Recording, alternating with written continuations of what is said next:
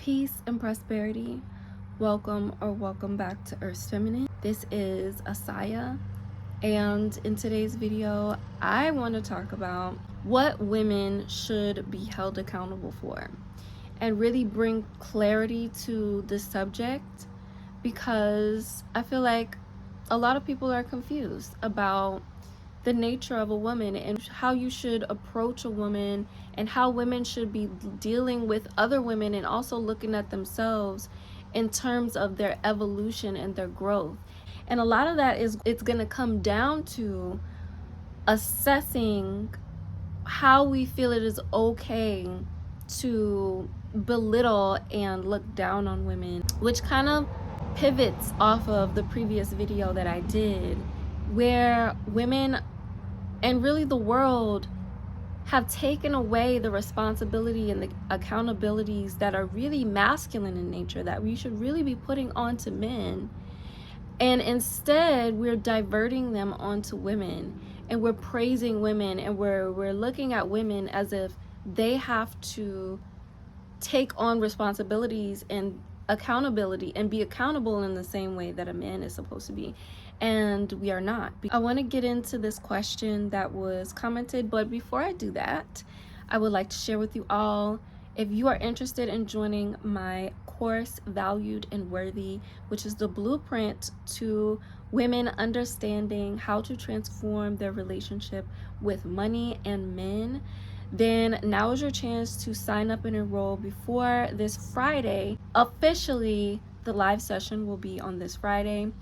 And so you still have time to sign up and enroll and get access to the beginning stages of that personalized coaching that I will be giving to the women who sign up before this upcoming Friday. So now is your chance. If you're interested in joining, comment "I'm ready to be worshipped" down below in this video, and I will send you the link to enroll, as well as the discount code to be able to sign up and get 20% off of what the current enrollment price is at. So if that is something that you're interested in, if you are ready to let go of struggle love and you're really wanting to learn how to receive from men financially, and also how to receive in life and not be so limited and basically block your own blessings, as so many of us do, when it comes to love and money, then go ahead and comment down below "I'm ready to be worshipped," and I will send you the link as well as the discount code. The question was, okay, so there's a lot of questions in this comment, so I'm just going to get to the first one. Can you give examples of what misogynistic beliefs are and putting down other women? I feel like being a traditional feminine woman can be seen as under the patriarchy, but I don't think it fundamentally is. People have said that I'm a pick-me because I believe in the Black nuclear family and cultivating healthy relationships with good men, but recognizing that good men have flaws. Okay, so the first question of, can you give examples of what misogynistic beliefs are and putting down other women? So when it comes to the belief itself, right? The misogynistic belief itself, there are many, okay? There are many, and I can't really pinpoint exactly what may be going on inside of somebody that will cause them to behave in ways that are clearly misogynistic. But what I can say is, when it comes to women putting down other women, okay, it's an energy. It's an energy, and when you're coming across a woman who puts down other women, it's always in her energy. It's in how she talks to other women.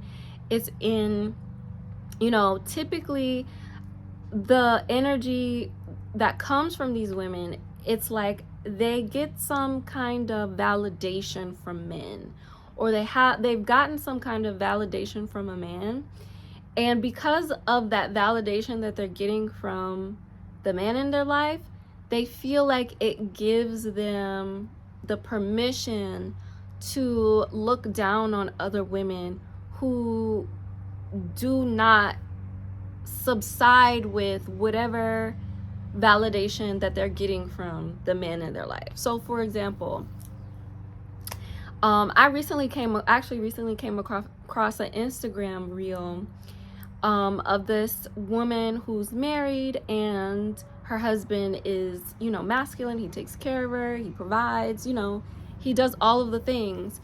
And I've heard her saying in her reel, you know, I'm sorry, but I don't feel sorry for you if you have a 50-50 man, if you are doing this, doing that, if you're sleeping with a man and doing this and do it, like basically running down a list of all the things that she you know, doesn't think a woman should do. And then she tells a woman that you don't deserve a provider, you deserve a 50-50 man, you deserve someone who doesn't take care of you, and I don't feel bad for you, right? That is an energy that communicates, I'm better than you. It's, I'm better than you because I don't do those things. I am living under, you know, the, like, what I believe that a woman should be, and I'm getting validation from that through my reality and the results that I have. So I feel like that grants me the permission to talk down to other women. And that's where the logic just gets completely lost in translation, because this is where women think the growth of another woman is going to come from them holding them accountable in the same way that men are supposed to hold each other accountable. Men are supposed to be talking to each other like that. Men are supposed to be like, you don't deserve a woman if you are going to behave like this, like that, like this, and like that. You don't deserve a woman. Men are supposed to be hard up on each other because men operate in a hierarchy. Okay, men operate in a hierarchy. Women do not operate in a hierarchy. There is no hierarchy of women. We are all powerful. We all got the sauce. We all got the juice, right? There is no competition between women. There's not supposed to be anyway.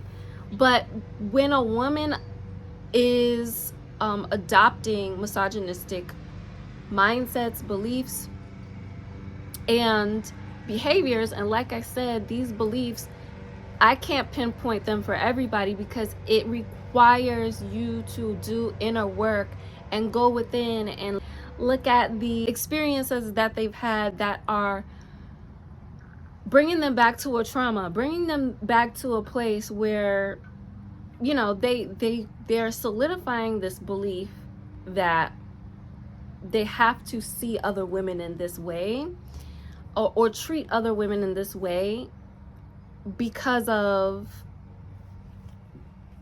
this masculine paradigm we're living in. So what I'm getting at is, it's the masculine that holds other men accountable in this hard, you know, you're supposed to be like this and da-da-da, like masculinity is like that. But feminine energy doesn't respond well to that kind of accountability, right? Like a woman trying to hold another woman accountable by belittling her is not, like, that's not going to pan out well. Only a woman who has low self-worth and low self-esteem is going to actually listen to that kind of accountability or listen to that kind of advice. Being a traditional feminine woman can be under the umbrella of the patriarchy and uplifting and upholding the patriarchy, because in you being traditional, you are not understanding your evolution. You are not understanding or respecting where women are at and where women are now in this day and age, in relationship to also what we have been through and what we were once originally. Hence why I created this channel, okay? To connect you back to your original primal feminine energy. Traditional feminine energy is under the umbrella of the box of what feminine energy is supposed to be. And it doesn't give women the permission to be naturally themselves and also be treated the way they're meant to be treated, in a way that honors who they are in totality. So one thing I want to pinpoint at the end of this question slash statement is, you know, I believe in the Black nuclear family and cultivating healthy relationships with good men, but recognizing good men have flaws. All right, I want to put an emphasis on the but, because, you know, whenever you say but, you're basically kind of negating everything that you just previously said. That's just a like fun fact for etymology and the vibration of words and things like that. So in that statement, you're saying that you want women to understand that they can have healthy relationships with good men, but you want them to basically recognize good men have flaws. So what does that mean when you say you want a woman to recognize that a good man has flaws? What does that mean? Okay, does that mean a woman recognizing good men has flaws? Does that mean that she is seeing that a man who doesn't provide for his family is a good man still, right? Like, because that's a flaw. A man who does not provide for his family, that's a flaw. Is he still a good man if he does not provide for his family? I don't know. There may be some issues there, right? Can we fully hop on the bandwagon of that, right? When you say recognize good men have flaws, are you saying like that good men have emotional issues and they don't know how to communicate and have a healthy communication that doesn't involve him screaming at her, yelling at her, or taking his anger out on her when she's not understanding something that he's trying to tell her, or whatever the case may be? Is that what you mean when you say recognize good men have flaws? Because what you're saying in that is that a good man can be also someone who has bad behavior, and that is in a way that is kind of a pick me mentality. So I want, like, you know, ask yourself why you're saying that a woman could have a good relationship, but in that she has to put up with flaws. She has to put up with things that are below standard. The next thing that she said is also with putting down other women. I believe that is a tricky one, because unfortunately, the minute I hold other women accountable, it's seen as putting them down, which was ridiculous in my opinion. If telling the truth is putting women down, that is a sad reality. I'm just wondering your thoughts, because I think this pick me narrative is so harmful for traditional, honest, feminine women, because society is pushing a more masculine woman. So anything that opposes that is considered somewhat a pick me. I definitely agree that women who support men's evil behavior and enable them, as you said, is wrong. Would love to know your thoughts, and thank you for your content. So okay, so now I'm gonna go into the second half. I do want to thank a lady who commented this and shared her question, and I don't know if you would like me to say your name or not, so I'm just going to leave it as is. But thank you so much for commenting. I do enjoy when you guys comment questions. You know, it gives me something to think about and explore a little bit deeper myself. The reason that is tricky is because, again, I'm gonna go back to when most women hold other women accountable, they do so in a very masculine way. When you're holding women accountable, are you doing so as if you love the woman that you're talking to?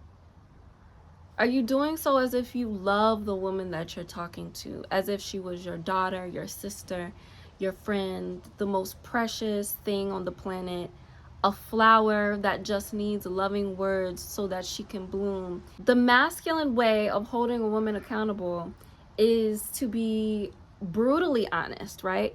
Telling someone the truth right, we're gonna go to the throat chakra, right? If you understand or you know anything about the throat chakra, there are three main things that you have to ask yourself when you are communicating with someone else. Number one, is what you're saying kind? Okay? Is what you're saying kind? Are you being kind in what you're saying? When I hear a woman say you deserve a 50-50 man because of X, Y, and Z, like, to tell, even if they did see something in my behavior, right? And they tell me that, that's putting me down. It doesn't matter, like, if you had the best of intentions. The way that you said that, your delivery was not feminine. It was masculine, okay? So you're putting me down. You're making me feel less than, as if I have something that is wrong with me, that I need to achieve this certain level of, like, vibrational frequency. You know, people who have this grandiose spiritual I'm better than you energy. That is something that you want to look at. This is why I say, do not think that just because somebody has the thing that you want, that they somehow are better than you, or that they know something that you don't know, or that they, you know, are on some level that you're not on, especially as a woman. It's not in, oh, this woman has a man, so I'm gonna listen to what she has to say because she has a man, right? Please don't do that. Please don't just listen to women just because they have men, because that's, again, you are using the man as the validation of that woman's femininity, that woman's love for herself, that woman's magic. That man does not validate her magic. She validates his magic. She validates his power. She validates all of the things that he is, not the other way around. The only thing we should really be holding each other accountable for is how well we are loving ourselves and how well we are loving each other, okay, as women. That's the only thing that is important, okay, when it comes to a woman's elevation and growth and who she is as a woman. Are you loving yourself to your fullest capacity? And are you also loving the women around you in that same capacity, right? Those blessings that come from a woman loving herself, honoring herself, coming into unison with her divinity, is the blessing that brings the manifestation of the man, or of the money, or of all these external things. We don't have to hold ourselves accountable in the same way that a man does, as far as having to, you know, struggle and work hard. And even that, when it, like, that isn't even really necessary for men to embark on. That's really just the paradigm of masculinity that goes against feminine energy, to where there's this work hard, struggle energy. But as a woman, you don't have to do that. The only thing that you are accountable for as a woman is how well you love yourself, how gentle you are with yourself, and how well you take care of yourself. This is naturally going to elevate your self-esteem. This is naturally going to allow you to make better decisions for yourself. This is naturally going to, like, having and surrounding yourself with women who also love themselves and love other women will also elevate your frequency, and you will be making different decisions. You will be choosing differently. Like, all of those things is what makes a great woman. It's not talking down to other women. It's not telling women about themselves. You know, that is not how we as women are supposed to be dealing with each other. And, you know, honestly, it's why a lot of women have a really hard time maintaining feminine friendships for the long haul,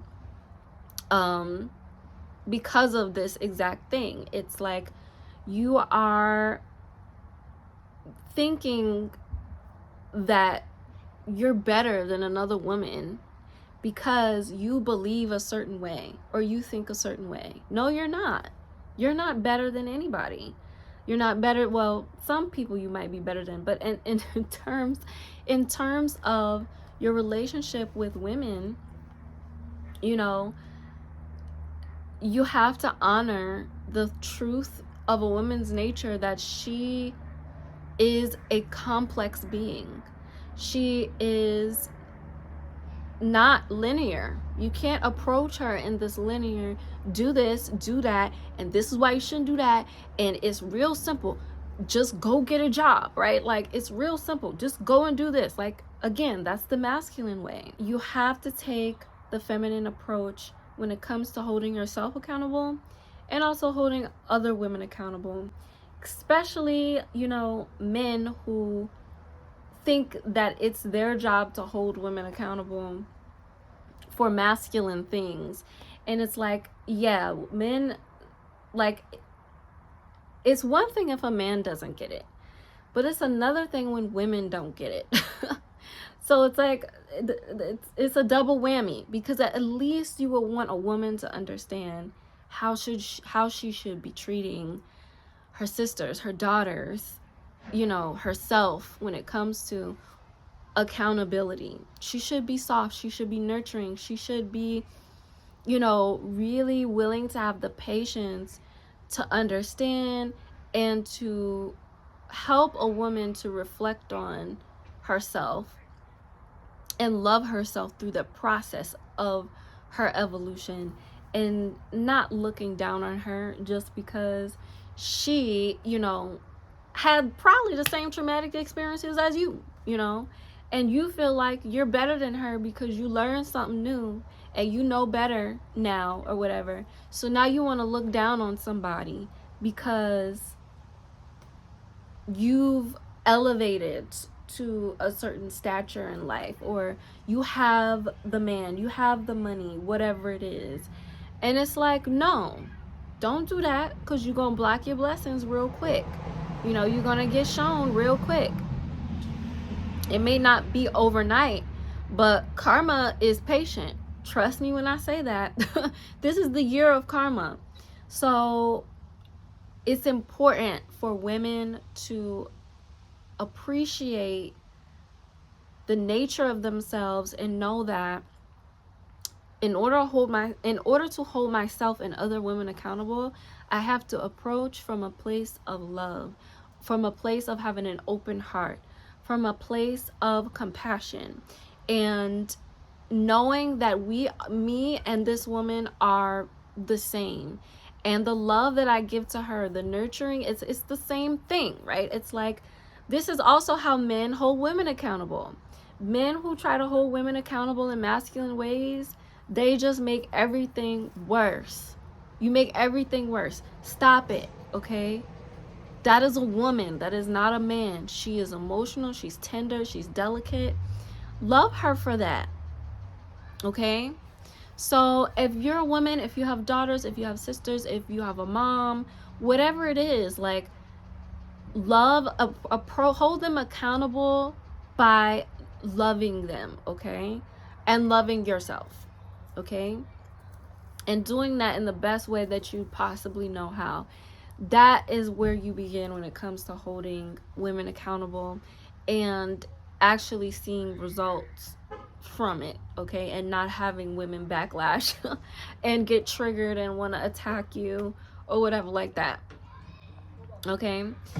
All right, I think I'm complete on this video. I need to go drink some water. Do you feel like women do not want to be held accountable because they are being held accountable in masculine ways, and that is not the natural way that you are supposed to address a woman as far as what she is accountable and responsible for? Or do you have, you know, other thoughts? What are your thoughts? Put your thoughts down below in the comments, and I will see y'all in my next video.